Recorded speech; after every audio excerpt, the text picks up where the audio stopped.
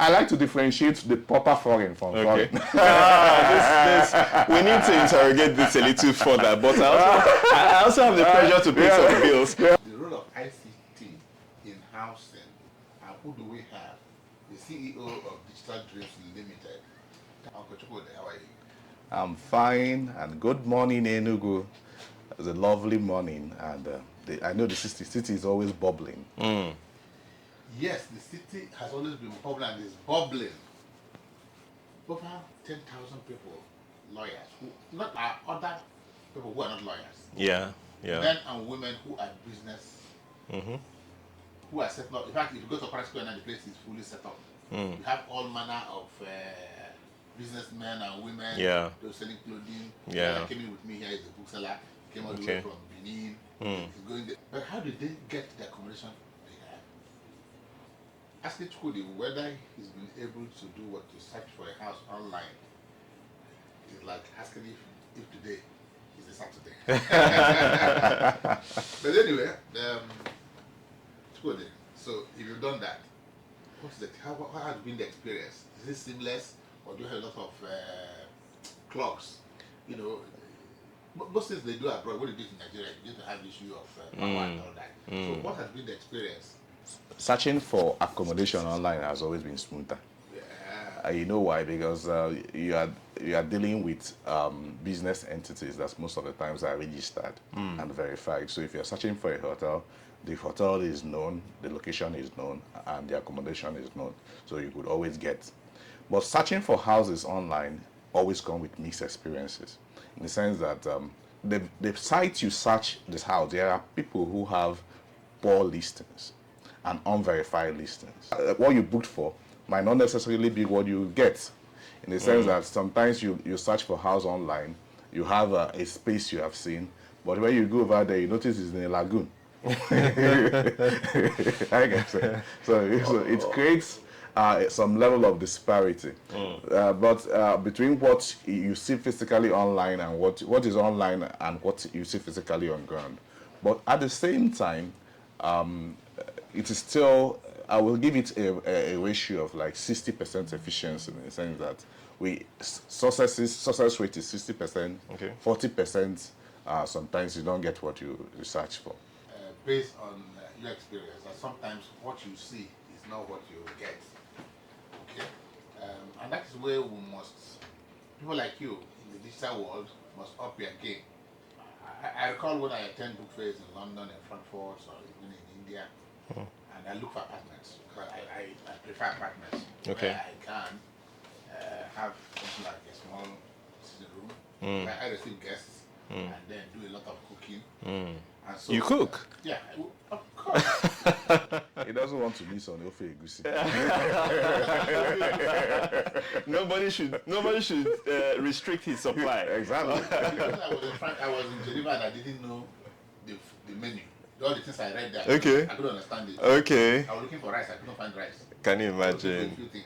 So since I had things in the kitchenette, Yeah. I'll buy the things I wanted. Yeah. Come back and do that. Yeah. But the point I was making is that each time I look for an apartment, in the net they will turn it upside down for you. Yeah. They'll give you every bit of what you are gonna get. But in Nigeria, it's like people still prefer, and I'm asking you based on your experience, having agents and physically, going to look at property than relying on online searches. Yeah. For us to improve the experience, we need to improve the quality of the listing. In the sense that if you go to a quality, there are specifications every listing should have all the information that will be able to guide the customer.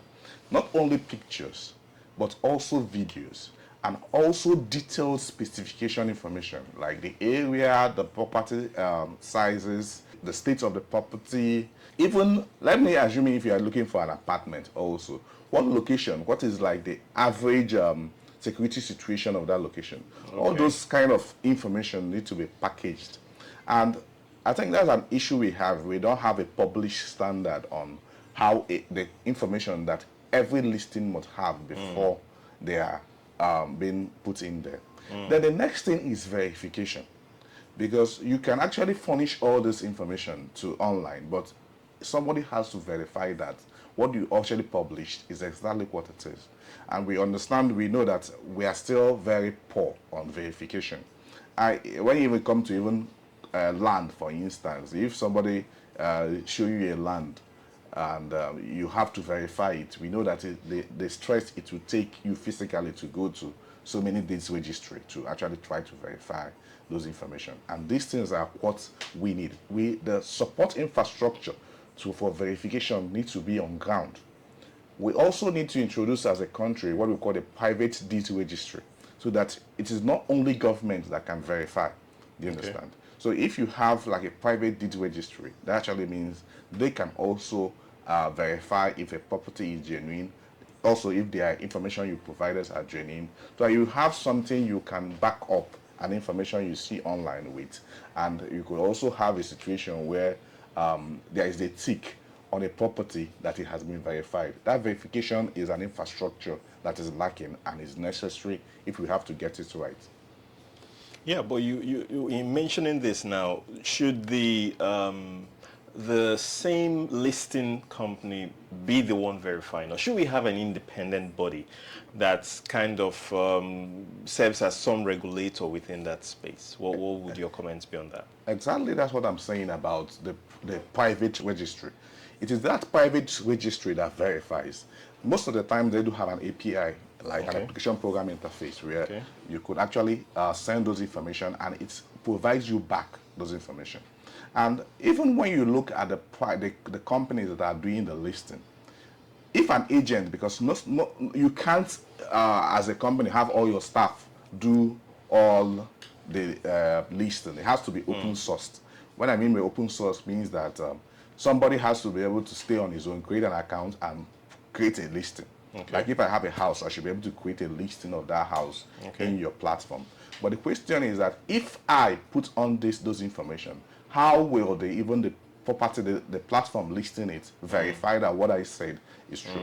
That means they have to pass that information towards a private registry that will be able to verify that information is true or not. It is this verification. If the verification is done, they can now approve your listing. They can also put your listing as verified, and it also now improves trust when people say it. And also, as a body, or even as WIDAN or different agencies in play in the sector, should have what they call the qualification, that is the minimum listing qualification published. So if you say the minimum listing qualification are these fields, like 10, 15 fields: name, location, address, square meters it is, pictures, 6 pictures, front, maybe the room picture, the outside picture, then a video of the environment. These are the minimum listings. So if that is published, it means that every platform providing listing of properties must follow this standard. And that is quite important. You know, something made me smile when you talked about the views of the house, right? The external, pictures, the internal pictures. And I just remembered when I tried to, this doesn't relate particularly to housing, but it's related to the topic of discussion now. But it was someone advertised yams for me to buy. And it was shown me by picture. And from what I saw, it looked, wow, this is nice for the price that is being quoted, but when I took delivery of the yams, I was wondering whether it was, CDM that used to go and plant in farm. So at some point, I wonder, how do they also marry? Someone can the angle of shot of a house, of a bungalow, can make it look like a mansion. So how do you marry such finer details? Does it come into the verification processes or the standardization processes? Okay, there is also there are always two ways to look at this, right? First of all is the verification and standardization. The next one is the reviews, user reviews. You should also expect a system where users can also go over there and write reviews, give ratings and reviews of the property they have seen.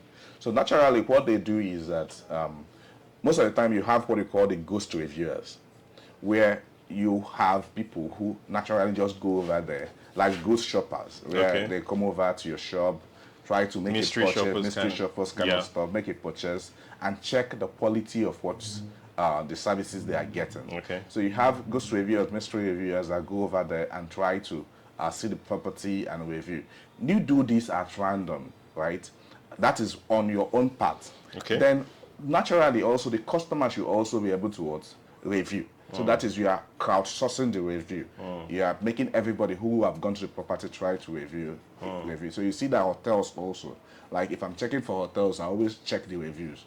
And I look at the recent reviews, right? And I also check the aggregation of reviews. Any hotel that doesn't have up to 50 reviews, I don't trust that review, because I believe the person could have called his brother to go and review it. Village people. Start posting very Start posting good reviews. Yeah. So if you don't have up to 50 reviews, I don't trust the review. But once there's an aggregation of up to 50 to 100 reviews, I can be able to say, okay, fine. Even this person, it will be difficult to gather 100 persons. I believe people must have gone there, seen there, reviewed it. And so that gives you, the quality mark. So in the trade sense is that one is doing your mystery reviewers, right, as a platform. Then the next is also crowdsourcing reviews from your users. These are the two most important things to do on the front end. On the back end, which is you as a company, you should be able to do verification and follow standard for listing. You know, so while you're speaking about this, what comes to mind are the, the traditional, what you call agents, right, who would naturally send you pictures, send you things and all that. So when you talked about reviews, I was just wondering, is there a way ICT could coordinate the activities of agents, that make it, I mean, you have WhatsApp groups now that they post all sorts of things. There's no avenue for reviewing such data. How do you manage that using I think ICT? I will always say, when we were in school, Professor Moji will always tell us that if Nigeria don't kill quackery, quackery will kill us. so you notice that, especially in the real estate industry, there you see a whole lot of quackery, in the sense that you have a mason is called an engineer. An engineer is also an architect. An architect is also an engineer. A builder. We have this intermixing that everybody now in Enugu, I would say, every unemployed young man in Enugu is an agent. Do you understand? But it shouldn't be like that. There should be an association of realtors that go to training and being trained, being registered, being regulated. It has to be. If you don't regulate the real estate industry in what we call agents, I think in UK years they call them realtors, right?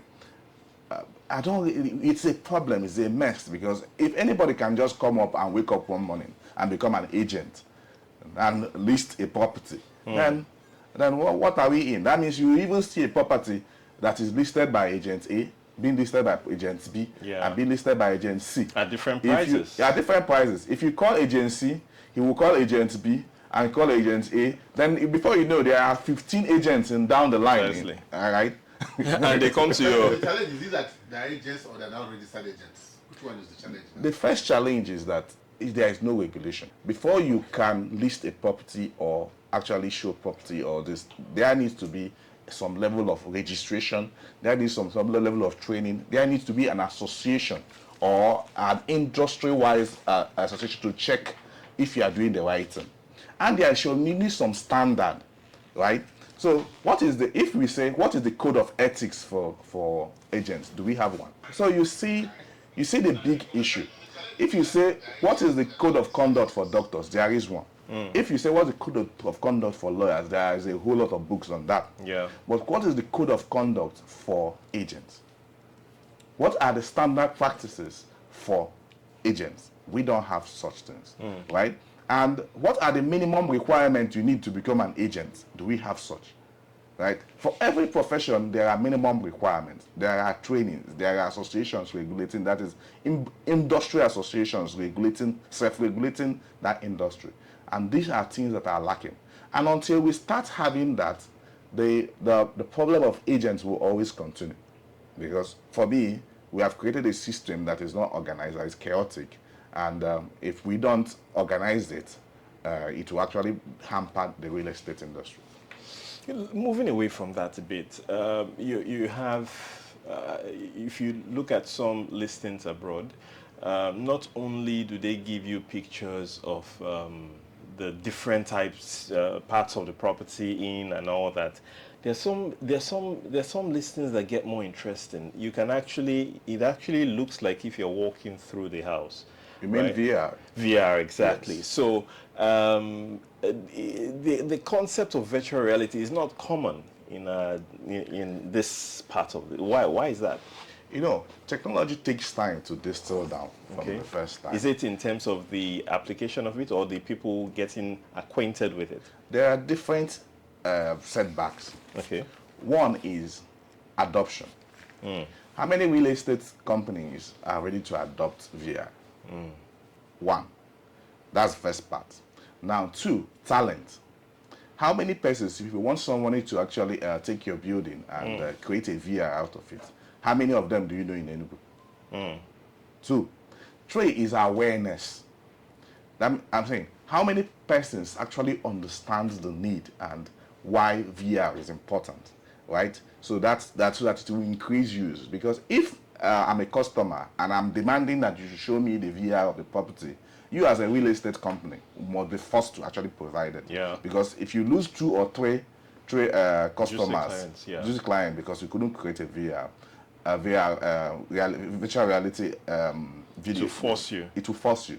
Now that will also force talent, because probably if you are looking for talent and you are ready to pay them 2 million to do that, many persons will even start learning it immediately. Some people will start calling this line right now in the studio exactly. and ask you where can they learn? So you see that it is the customer demand that is lacking at this point. But the big issue is that we have not also tackled the main part, right? Which is trust. Trust is a currency that is lacking in the society as a whole. And if we can build trusted institutions, if we can build trusted companies, I know there is like Copen is a trusted company, and that is the biggest selling point for Copen because of the trust. You can trust them. They deliver what they say, right? If you buy a property, as I have one, I bought one from Copen. Congratulations. In Goshen, and I have a property from Goshen. So they deliver on what they say. That trust is important. Yeah. If we VR also helps simulates the customer. It makes the person make a better purchase and better decision make to buy. But the issue here is that if we don't have trust in society, the person won't even trust the VR. You say, even if you show him. Even the if best you show him views the best or the view, best walkthrough. he would tell you that even the one he came to see on ground that he ended up in court later. Then how would he even trust The one that is virtual? Yeah. So we need to also keep moving on the trust issue and keep creating confidence in the system, and that is important. And exactly that's why also this show is also important. Yeah. Yeah, because while we're speaking about that, people coming down, I think of Nigerians in diaspora. A number of them, I had someone I interacted with within the last 2 weeks, came in from the US, and there's something she said. The social media has become their new internet, in terms of where they do their searches, where they do their check for reviews, and all that kind of thing. And just like you said, some of those reviews, whether it is back end or whether it is the aggregated reviews, or they help people, especially now, people out there, to rate what is going on, to establish some level of, okay, I can trust these people. So many people are written about them. How can that be upskilled? Because ICT, I look at ICT as leverage. Exactly. So how can we upskill that? How do we get to immerse more using ICT and then using the tools that it presents to help people, more of those out there, to scale and do business with us? I think it's good they are bringing this question, because the biggest part of our lives these days is technology, we can't remove technology from what we do, right? And I can always say that we even produce very less content, right? Yeah, we don't post a lot. We don't post a lot. People think that Nigerians post a lot, but we don't, right? Because the critical areas where we need information, you can't find information there, right? No, when you talk about social media and the Web 2.0, which is now the social space, where is user-generated content, right? We need to do more on that. Not only on education of the users, but also in industry-wise training. How do you mean? What I mean there is that when you have let me give you an example. We know that Amadio Business Summit is coming on in October. I was attended it last year. You see, a part of what events like that do is that it educates the populace on what is necessary, on how to do reviews, on how to also provide information, so that you don't just go in and be posting your kitchen and your face and you are cooking. Yeah. Those are important. But what information are you also providing? Do you understand? What is the education content? What is the reason behind that content? So you also see that with such events, which I believe more should happen, right? ABS, Amadio Business Summit, and every other event should happen to create more enlightened users, so that people can actually do more reviews, do more postings, explain whatever they are doing, and so that people abroad can actually check. Because most of the times it becomes much more easier to believe the content that the user posted without an incentive than even from a company. I rather look at if there are party users that says that I did not have a good experience with this company.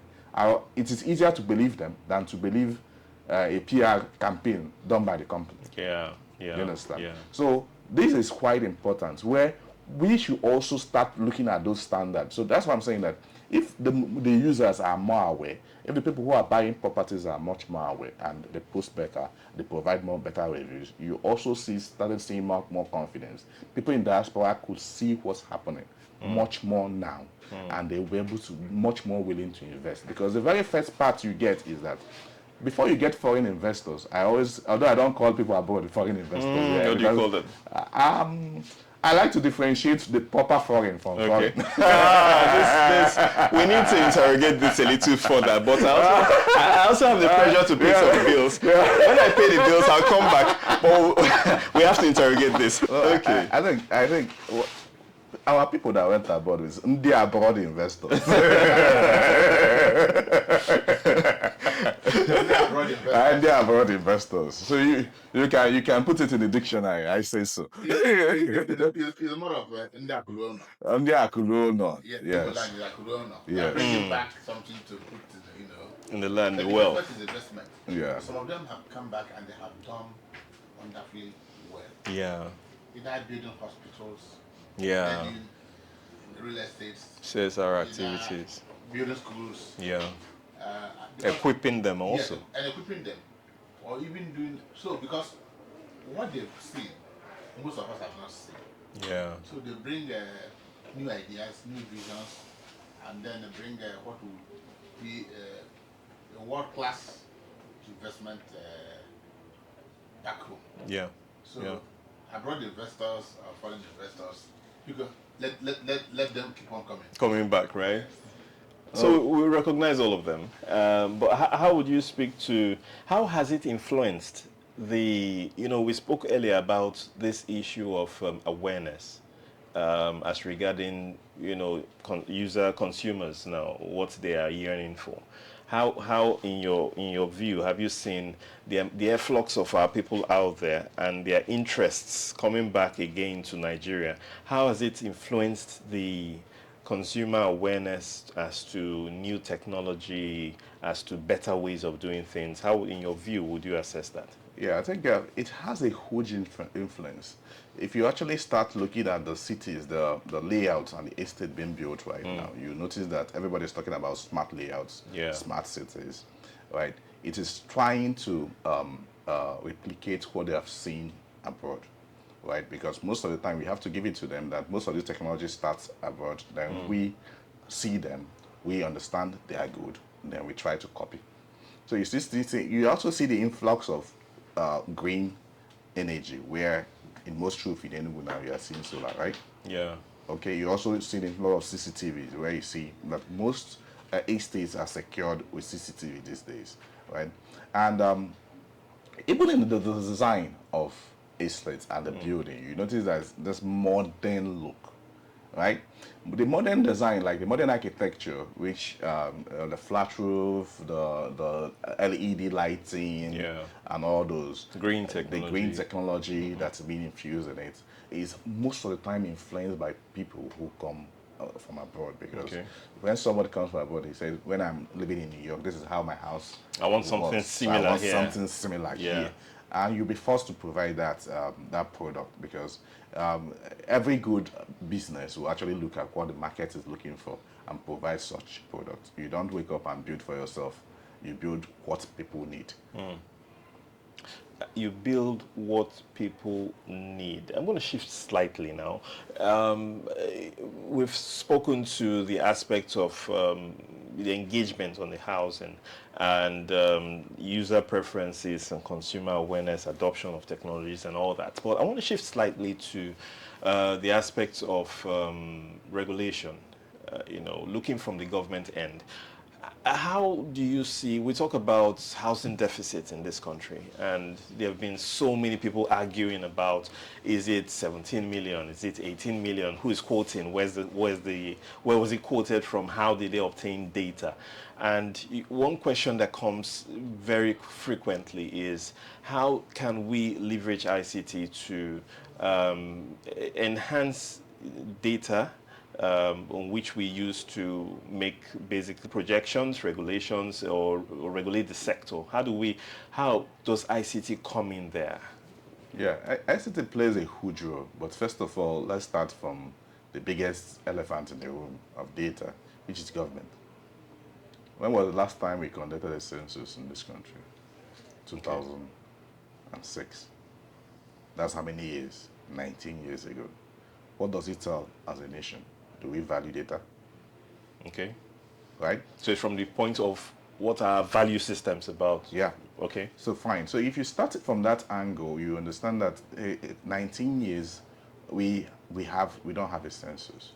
I'm not saying census is the only way to collect data, but if we are relying on a data that is 19 years ago, and you also don't have a system that keep building on that. If we have done the census and we have created a system that keep making this data being improved on, getting more accurate, okay, how many persons that die in this country that have a death certificate?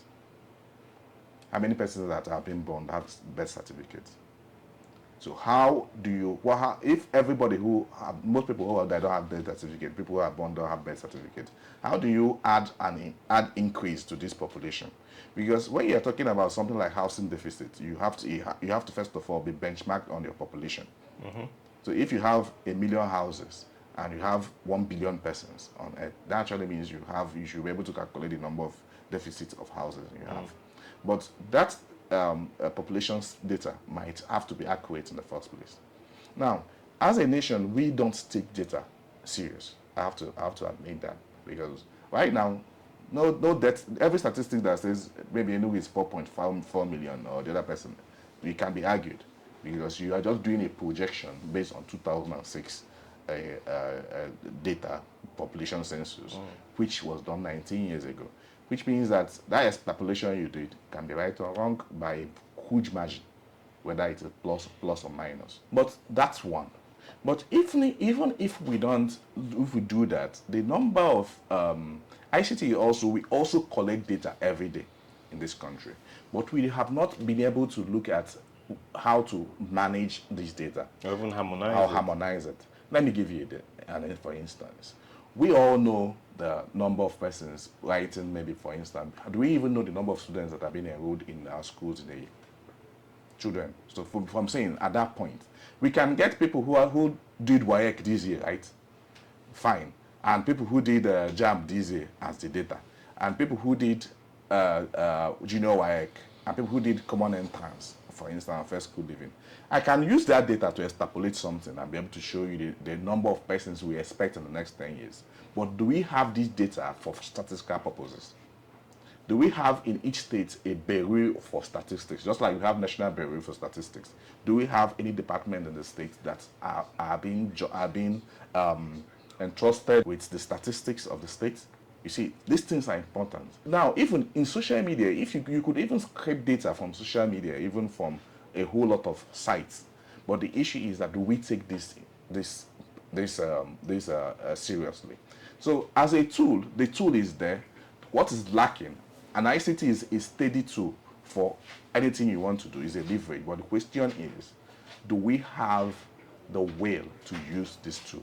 That is where what is lacking. And you can't talk about data without the government and the organized private sector. I'll give you an example also. How many surveys has been commissioned by any organized private sector in this country, like maybe ESIMA, Nigerian Redan, or things Why like is that? it that way? Is it the cost of commissioning such surveys? We don't take research and development, R&D, seriously. It is, we don't understand, R&D, research and development is one of the things that differentiates one nation from the other. It is a national security thing, as always told people. And you can't do R&D without data, without statistics. If we take R&D seriously, we will have understood that we are lacking so much data and we have spent money providing that sort of data. I'll give you an example. If you go to every university in this country, you will see that student projects are dumped. These are researches done by young persons. Some people argue about the quality of those research projects. Whether it doesn't really matter the quality. What do you do with it? How will you know if it's poor quality if you do nothing with it? How will you know if a food is not sweet if you don't taste it? If you taste it and you die, how will you tell the story? No, but you see what I'm saying? Yeah. If we have been using this data, some persons might actually come up and another research will be checking the quality of the data. You see, that's how science is done. Somebody will do this, provide this. You say, okay, no, I agree or don't agree. And I commission an research to check what he did. I will now say he's true or not. Nobody can wake up and tell me the quality of this is poor when you have not even used it, when you have not even tested it.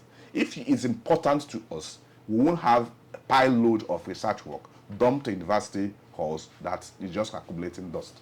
You mentioned private registries. How can the private sector aid in this process? I'm thinking solutions now. Fine. It is the organized private sector like REDAN, like Nigerian Institute of Surveyors, yeah. NECAM, Real Estate Valuers Association can come together as an industrial stakeholder, right, and create a private. It's not something a company should do. Let me give you an example. The banking industry, like 19 banks came together and created InterSwitch.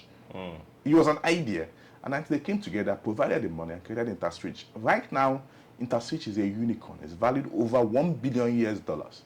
It's the biggest investment of most bankers. Most banks, the best investment banks have done in this country, right? It's because of InterSwitch that you have like Paystack and all other fintechs. Remove that, it will have been difficult, right? Now, they came together, also created what we call the NIBSS, right? NIBS. And NIBS is powering all this. As an industry sat down in a round table and said, we are going to do that. So it is not difficult for the industry, the real estate industry, to come together, different person playing, to say, fine, we are going to create a private registry that is independent of government. If you actually do a deed, you submit them. And it's not a difficult thing to do, but they exist elsewhere. I was just going to ask, maybe he has spoken to that, but you may have to say it again. What do you consider as a serious challenge for those who are trying to do online search for housing in Nigeria? First of all, there are two basic types of searches, where one, you are looking for maybe apartments to buy, maybe for to rent, and one for buying. Renting is much easier, right? Because if you go over there, you don't like it, it's difficult. You could say, no, I'm not paying. If it's to buy, the impediment is first of all, the verification. That is, it is difficult for you to verify what you're buying. And that is one of the things we also say that the World Bank is also trying to make that happen with their Saba project, where they are trying to say every deed registry in the state should go online and have an API verification. When we say verification on this, it's not only even searches, for instance, Banks do also their private searches. If you want to do take a loan and you provided a C of O or your land, right? It has to be verified, right? And you don't just come over there and stand in front of the building and look around for you to verify it. You have to look at the historical data of it and history of that transactional data of that building to be able to know if it's true or not. So if it goes online and there's an API for that, I mean, like, it's an interface where you can just query that and it returns verified or not verified. You understand that it also aids and make this thing easy. We're rounding up. There was this thing you mentioned earlier, and I want to tie it to the solutions we're offering in the ICT space. You talked about how the banks came together, how InterSwitch was born, how NIPS was born. Now, there's a platform you mentioned earlier called the Amadio Business Summit that brings so many of these industry players in the space together. What do you see as the possibilities in ICT from that platform at Amadio Business Summit?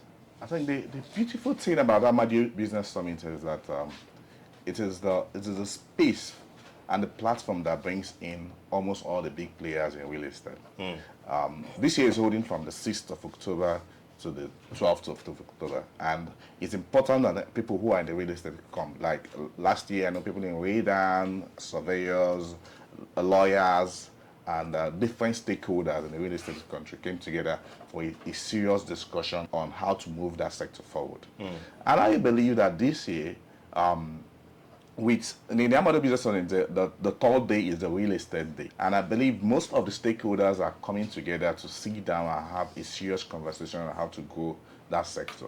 And I believe this should be one of the ideas that can be discussed, that can be pushed forward and see how it can be implemented. And it is quite important because it will actually bring a whole lot of trust within the sector. And that is one of the things that is lacking in society, not just in the sector, in the whole country. We have a trust issue. There's a trust gap. So if we can bridge that trust gap, it will actually elevate. And because we are not doing high volume in transactions, I would say. And one of the things people don't understand is that real estate is one of the things that unlocks the economy. Because if you get it right, you unlock so much debt capital. If you have read a book by this guy that he talked about debt capital, you understand the need to unlock real estate. The mystery of debt. Exactly. Mystery of capital, Exactly. Because if you unlock real estate, a whole lot of capital will be unlocked that can be used for industrialization, trade, and different ventures. And that is so important. Because we can't be sitting on a gold mine and still be hungry. We can't be sitting on a gold mine and still be hungry. Now, before I call out the website and all that, where people can also get to register for this Amadio Business Summit, since so much is going to happen around there, can I just take your final comments on this? The role of ICT in housing, what are the fine takeaways you would want your listeners to hear? I would say ICT is the present and the future. You have to either be in it, work with it, right? Or be left out. And it is like a moving train. Nobody actually stands in front of a moving train. Rather, what you do is you jump into the moving train and unlock a whole lot of prosperity for both ourselves and our society and the community we operate. So thank you. All right, thank you very much. We must unlock the prosperity for ourselves and our loved ones and the society at large. We can't be sitting on the gold mine and still be hungry. Those are the golden words of Chukwudi Edoga, CEO, Digital Dreams, and he's been dissecting the role of ICT in housing. If you've been part of this and you want to still connect, especially concerning the program he mentioned coming up in October this year from the 6th to 10th, the website to go to would be www.amadio. Amadio is spelled AMADEO. AmadioBusinessSummit.org. I'll take that again, www.amadiobusinesssummit.org. Be sure that you get to register for that if you want to be part of the next. They say ICT is of the now and of the future. If you want to be part of the now and the future, please register on that Amadio Business Summit, and I'm sure you will be glad you did. Remember, registration on Amadio Business Summit is free. So don't be afraid.